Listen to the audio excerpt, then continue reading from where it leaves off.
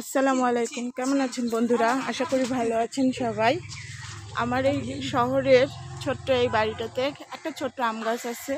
আম গাছটাতে গতবার তেমন ভালো একটা ফলন হয়নি, এবার মাশাআল্লাহ অনেক ভালো ফলন হয়েছে। আমি এই দেখেন দুটা ছোট ছোট বাচ্চাকে উঠিয়ে দিয়েছি আম পাড়ার জন্যে। তারা আম পাড়তেছে,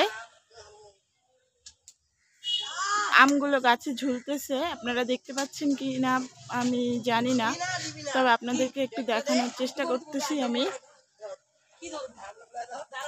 ওরা আম পাড়তেছে, তো ওরা বলতেছে যে একদিনে আম সব পাড়তে পারবে না, ওরা এত বেশি ফলন হয়েছে যে আমগুলো পাড়তে আজকে পারবো কিছু, আবার একদিন পারবো, কারণ আমার পরিবারের সদস্য সংখ্যাও এত বেশি না।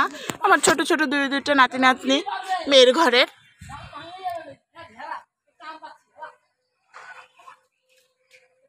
আর আমগুলো আমি বিক্রিও করব না, তাই আমি সবগুলো পারবো না। আমি পর্যায়ক্রমে আস্তে আস্তে আমগুলো পেরে নিব।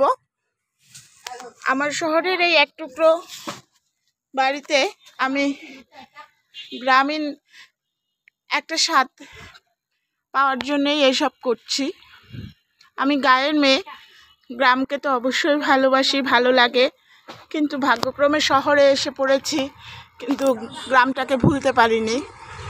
অনেক আগেই আমার মেয়েদের বাবা চলে গেছে, মাঝখানে নিজের জীবনটাকে একটু খেয়ে হারিয়ে ফেলেছিলাম। এখন আবার কিছুটা একটু হলেও ছন্দে ফিরে এসেছি।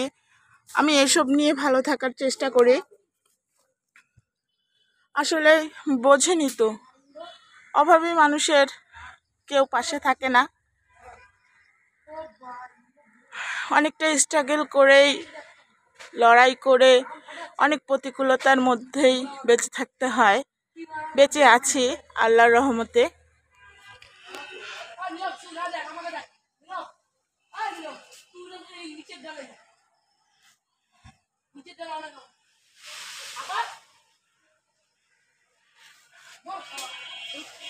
দেখছেন ওরা, আমার একটি আম গাছটার পাশে একটি নারকেল গাছও আছে।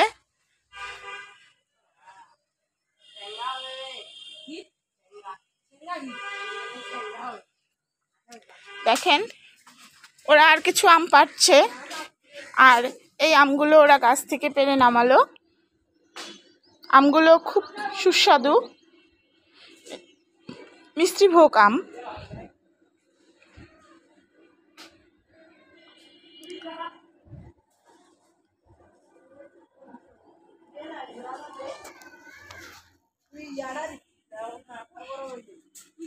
ওরা আর কিছু পারবে, পেরে বলছে আর পারবে না, আর একদিন এসে পেরে দেবে। তা আমি ওদেরকে আর কিছু বললাম না। আচ্ছা, ওরা যতটুকু পারতে পারে পারুক। প্রচণ্ড গরম, তাই ওদের উপর আমি চাপ দিচ্ছি না।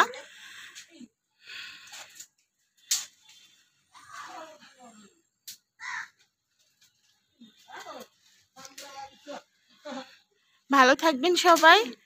আজকে এ পর্যন্তই। আপনাদের সাথে আমি আমার ছোট্ট এই গাছটার আম পাড়াটুকু শেয়ার করলাম, আমগুলো দেখালাম। আশা করি আপনাদের ভালো লাগবে।